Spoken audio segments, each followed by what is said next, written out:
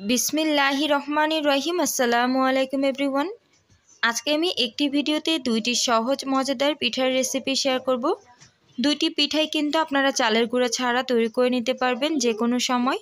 তো আশা করি আমার রেসিপি একটু হলেও ভালো লাগবে। তো আর কথা না বাড়িয়ে চলে যাচ্ছে মূল রেসিপিতে।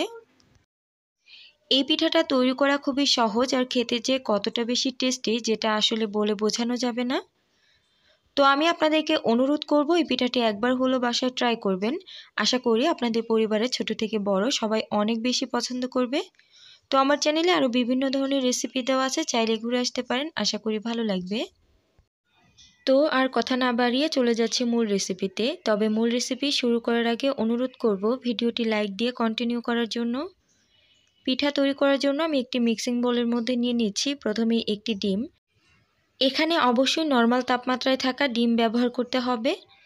এখন এর মধ্যে প্রায় 1.5 টেবিল চামচ পরিমাণে চিনি দিয়ে এখন ডিম আর চিনিটাকে একটু ফেটিয়ে নিচ্ছি।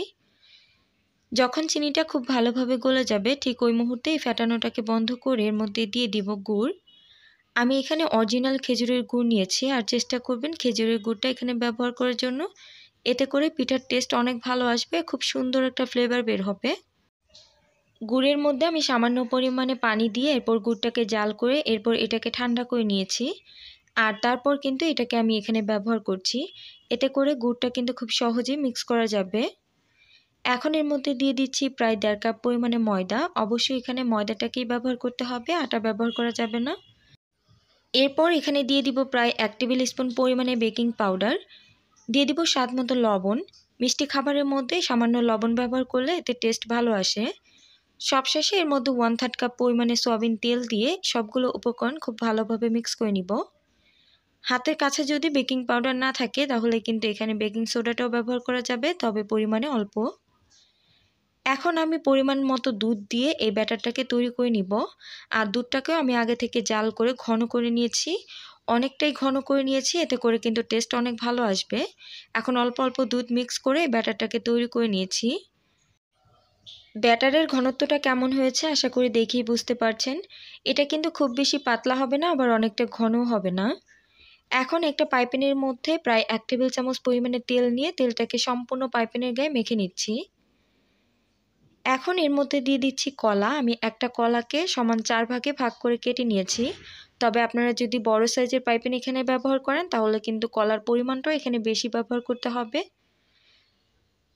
এখন এর উপরে দিয়ে দিচ্ছি পরিমাণ মতো ব্যাটার। আর এই ব্যাটারটা কিন্তু সম্পূর্ণ ভরে দেওয়া যাবে না, কারণ পিঠাটা কিন্তু উপরের দিকে ফুলে উঠবে। সবশেষে এর মধ্যে পরিমাণ মতো নারকেল দিয়েছি, আর নারকেলটা কিন্তু অবশ্যই ব্যবহার করতে হবে। এখন পিঠাটাকে তৈরি করব, এর জন্য চুলার গ্যাসটাকে একদম মিডিয়াম টু লোতে করে নিয়েছি। এরপর পিঠার পাইপেনটাকে বসিয়ে দিয়ে একটা সসপ্যান দিয়ে ঢেকে দিচ্ছি। চুলার গ্যাসটাকে কিছুক্ষণ পর একদম লোতে করে প্রায় অপেক্ষা করব 20 মিনিটের মতো। 20 মিনিট পর সসপ্যানটাকে সরিয়ে নিচ্ছি এবং একটি শাঁসলেক কাঠির সাহায্যে একটু চেক করে নিচ্ছি যে পিঠার ভেতরে কাঁচা অংশ আছে কিনা। শাঁসলেক কাঠিটা কিন্তু একদম ক্লিনভাবে বের হচ্ছে, তার মানে পিঠাটা একদম ভালোভাবে ভেতর থেকে কুক হয়েছে। এখন পিঠাটাকে ডিমোল্ড করে নিব, আর ডিমোল্ডটা কিন্তু খুব সহজেই করা যাবে। যেহেতু পাইপিনের গায়ের মধ্যে খুব ভালোভাবে ঘি লাগানো হয়েছে, তাই অবশ্যই কিন্তু পাইপিনের মধ্যে ঘি লাগিয়ে নিতে হবে, এতে করে খুব সহজেই ডিমোল্ড করা যাবে আর খেতেও অনেক ভালো লাগবে। পিঠাটা মাশাআল্লাহ কতটা বেশি টেস্টি আর কতটা বেশি পারফেক্ট হয়েছে আশা করি দেখেই বুঝতে পারছেন। এখন আমি আপনাদের সাথে কেটে শেয়ার করছি আসলে পিঠাটা ভেতর থেকে কতটা বেশি কুক হয়েছে। কি দেখে মনে হচ্ছে না বিবিখানা পিঠার মতো? তবে বিবিখানা পিঠার মতো না হলে কি আছে, বিবিখানা পিঠার থেকে কোনো অংশের টেস্ট কিন্তু এটা কম হয়নি। আপনারা একবার হলো বাসায় ট্রাই করবেন। এই পিঠাটা যখন উপরের লেয়ারে নারকেল আর নিচের লেয়ারে কলা সাথে খেজুরের গুড় সব কিছু সংমিশ্রণের পিঠার টেস্ট এত ভালো হয়েছে, মাশাআল্লাহ আমি কি বলবো, আলহামদুলিল্লাহ।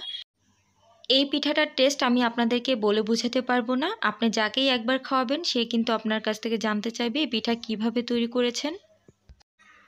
তো আমার পিঠার রেসিপি যদি আপনাদের কাছে কোনোভাবে একটু ভালো লাগে তাহলে প্লিজ আবারও অনুরোধ করব, প্লিজ একটি লাইক করে দিবেন। চাইলে আমার চ্যানেলটিকে সাবস্ক্রাইব করে পাশে থাকা বেল আইকনের অল অপশনে ক্লিক করে দিতে পারেন। এতে করে আমি যখনই ভিডিও আপলোড করব সাথে সাথে আপনার ফোনে নোটিফিকেশন চলে যাবে। এখন শুরু করছি আমার পরবর্তী আরেকটি রেসিপি, আশা করি এটাও ভালো লাগবে। অতিরিক্ত পাকা কলা ফেলে না দিয়ে আপনারা কিন্তু ঝটপটভাবেই মজাদার নাস্তাটি তৈরি করে নিতে পারেন। এই নাস্তাটি তৈরি করা খুবই সহজ আর খেতে কিন্তু দুর্দান্ত টেস্টি হয়ে থাকে। আমাদের বাসায় অতিরিক্ত কলা যদি পেকে যায় সেই কলা কিন্তু আমরা ফেলে দিই, তবে আজকে থেকে আপনারা সেই কলা ফেলে না দিয়ে তৈরি করে নেবেন এই মজাদার নাস্তাগুলো। দেখবেন ছোট থেকে বড় সবাই খুবই পছন্দ করবে। এই নাস্তাটি আমি তৈরি করার পর নিজেই কিন্তু চমকে গিয়েছি, এতটা বেশি সুন্দর আর এতটা বেশি টেস্টি হয়েছে। তো আমার এই রেসিপিটি যদি আপনাদের কাছে কোনোভাবে ভালো লাগে প্লিজ আমার চ্যানেলটিকে সাবস্ক্রাইব করবেন এবং অবশ্যই একটি লাইক করবেন। তো আর কথা না বাড়িয়ে চলে যাচ্ছি মূল রেসিপিতে। নাস্তাটি তৈরি করার জন্য আমি এখানে একটা পাকা কলা নিয়েছি, আর কলাটা কিন্তু খুব বেশি পেকে গিয়েছিল, এর জন্য কিন্তু এই কলাগুলো আর খাওয়া হচ্ছে না।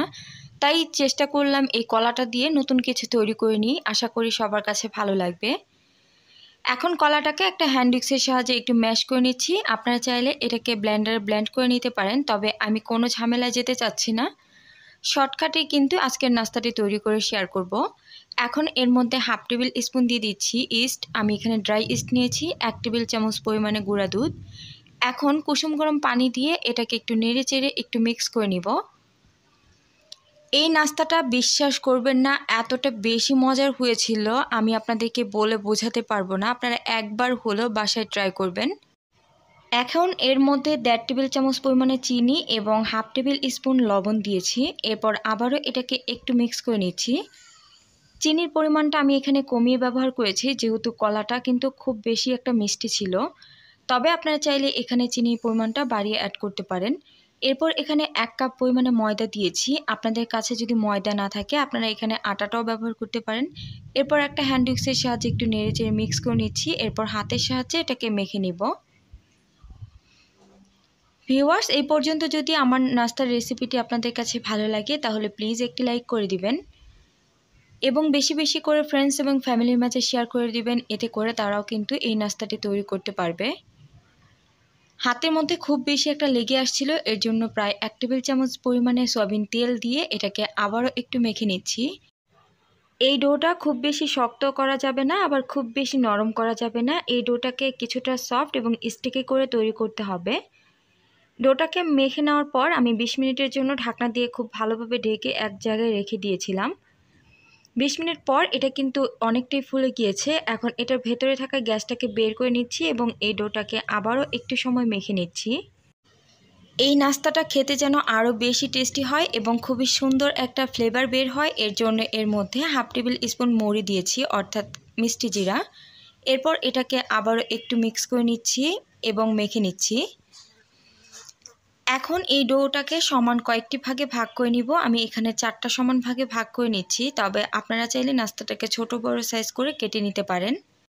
এখন এগুলোকে হাত দিয়ে একটু টেনে টেনে গোল করে নিব। এরপর এগুলোকে 5 মিনিটের জন্য রেস্টে রেখে দিব। আপনাদের বাসায় যদি কলা অতিরিক্ত পেকে যায় তাহলে এখন থেকে সেই কলা ফেলে না দিয়ে এই দুর্দান্ত নাস্তাটি ট্রাই করে নেবেন। আশা করি আপনাদের পরিবারের সবাই খুবই পছন্দ করবে। এই নাস্তাটি একবার খেলে এই নাস্তার স্বাদ কিন্তু আপনি ভুলতে পারবেন না। আপনি যাকে খাওয়াবেন সে কিন্তু এটা খেয়ে জিজ্ঞাসা করবে যে এটা কি দিয়ে বানানো হয়েছে। ঠিক 5 মিনিট পর এখন হাতের সাহায্যে একটু করে এগুলোকে চ্যাপটা করে নিচ্ছি। আর আমি যে কাগজের মধ্যে এগুলো রেখেছিলাম সেই কাগজের মধ্যে অবশ্যই ভালোভাবে তেল মাখিয়ে নিতে হবে। যদি ভালোভাবে তেলটা মাখানো না হয় তাহলে কিন্তু পরবর্তীতে এই নাস্তাগুলো এই কাগজ থেকে উঠাতে সমস্যা হবে। এরপর ছোট সাইজের একটা গ্লাস রেখেছি নাস্তাটার মাঝ বরাবর। এরপর একটা চাকুর সাহায্যে পাশ দিয়ে একটু ডিজাইন করে কেটে নিচ্ছি। নাস্তাটা তৈরি করা খুবই সহজ কিন্তু খেতে অনেক বেশি মজার। আশা করি আপনারা একটু ভালো করে খেয়াল করলে কিন্তু নাস্তাটা কিভাবে তৈরি করছি সেটা বুঝে যাবেন। ঠিক মাঝ বরাবর গ্লাসটা রাখার জন্য কিন্তু খুব সুন্দর একটা ডিজাইন হয়ে যাবে। এখন গ্লাসটাকে উঠিয়ে নিব, হালকা একটু চাপ দিয়ে এরপর উঠিয়ে নিব, যাতে করে ঠিক মাঝ বরাবর একটু গর্ত হয়ে থাকে। এখন এই কাটা অংশগুলোকে একটু আঙুলের সাহায্যে এভাবে করে একটু চেপে দিব, এতে করে কিন্তু এই ফ্লাওয়ারটা অনেক সুন্দর লাগবে দেখতে। দেখতে পাচ্ছেন কত সহজে কিন্তু এই নাস্তাটা তৈরি করা হয়ে গিয়েছে। তবে হাতে যদি খুব বেশি লেগে যায় তাহলে আপনারা হাতের মধ্যে অল্প পরিমাণে তেল লাগিয়ে নিতে পারেন। একইভাবে আমি সবগুলো নাস্তা তৈরি করে নিব। এরপর 5 মিনিটের মতো এগুলোকে রেস্টে রেখে দিব। এতে করে এগুলো হালকা ফুলে যাবে আর ভাজার পর এগুলো আর অনেক বেশি সুন্দর হবে। এভাবে 5 মিনিট রেস্টে রাখার জন্য কিন্তু নাস্তাগুলো অনেক বেশি ফ্লাফি হবে। এরপর আমি একটা পাইপ্যানের মধ্যে পর্যাপ্ত পরিমাণে তেল নিয়েছি আর তেলটাকে একদমই হালকা করে গরম করে নিয়েছি। তেলটাকে খুব বেশি গরম করা যাবে না, এ পর্যায়ে হালকা তেল গরম থাকা অবস্থায় নাস্তাগুলোকে দিয়ে দিতে হবে। এরপর 2 থেকে 3 মিনিটের মতো অপেক্ষা করে নাস্তাগুলোকে উল্টিয়ে দিতে হবে। নাস্তাগুলো এ পর্যায়ে খুবই সফট এবং নরম থাকার জন্য কিন্তু ভেঙে যেতে পারে। একটু সময় অপেক্ষা করলে নাস্তাগুলো শক্ত হয়ে যাবে, তখন কিন্তু আর ভাঙার ভয় থাকবে না। এরপর এগুলোকে উল্টিয়ে পাল্টিয়ে খুব সুন্দর কালার আসা পর্যন্ত ভেজে নিব। এ পর্যায়ে চুলার গ্যাসটাকে মিডিয়াম টু লোতে রেখে এগুলোকে ভেজে নিতে হবে। এতে করে উপরটা অনেকটা বেশি ক্রিস্পি হবে আর ভেতরটা থাকবে খুবই সফট এবং ফ্লাফি। নাস্তাটার মধ্যে মুড়ি এবং কলার সংমিশ্রণে খুবই সুন্দর একটা ফ্লেভার বের হচ্ছে। মাশাআল্লাহ, দেখতে পাচ্ছেন নাস্তাগুলো কতটা বেশি লোভনীয় হয়েছে। নাস্তাগুলো পছন্দ মতো কালার করে ভেজে নিয়েছি। এখন এক্সট্রা তেল ঝরিয়ে এগুলোকে উঠিয়ে নিব। আর এই নাস্তাগুলো কিন্তু ভাজার জন্য খুব বেশি তেলের প্রয়োজন হয় না। এই নাস্তাগুলো খুব বেশি তেল কিন্তু স্যুপ করে নেয় না। এই নাস্তাটা আমি খুবই অল্প পরিমাণে তৈরি করেছি, যার জন্য কিন্তু নাস্তাটা তৈরি করার পর আফসোস করছিলাম। তবে এই নাস্তাটা কিন্তু আমি আবারও ট্রাই করব। আপনারা কিন্তু একসাথে অনেকগুলো তৈরি করবেন, তাহলে কিন্তু আপনারাও এরকম আফসোস করবেন, কারণ এই নাস্তাটা অনেক বেশি মজার হয়েছিল। তো আপনাদের বাসায় যদি কলা অনেক বেশি পেকে যায়, সেই কলা কিন্তু ফেলে না দিয়ে অর্থাৎ অপচয় না করে আপনারা কিন্তু এই মজাদার নাস্তাটি তৈরি করতে পারেন। তো এই সুন্দর নাস্তাটি কিন্তু আপনারা চাইলে অতিথি আপ্যায়নে সকাল বিকেলের নাস্তায় অথবা বাচ্চাদের টিফিনেও ট্রাই করতে পারেন। তো আমার রেসিপিটি কেমন লেগেছে অবশ্যই কমেন্ট করে জানাবেন। তো সবাইকে অসংখ্য ধন্যবাদ জানিয়ে বিদায় নিচ্ছি। আল্লাহ হাফিজ, আসসালামু আলাইকুম।